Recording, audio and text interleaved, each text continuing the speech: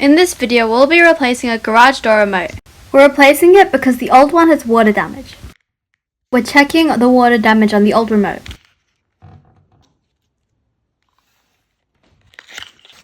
The new remote has 4 buttons and a light.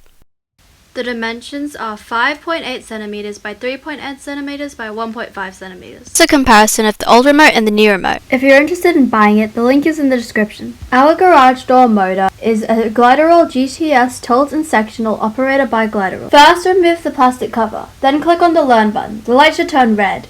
Hold the button you would like to use on your remote for a few seconds. When the light blinks red, you're good to go. You'll be able to test it and it should be able to work.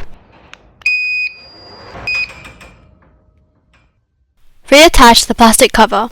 Now you've successfully set up the remote.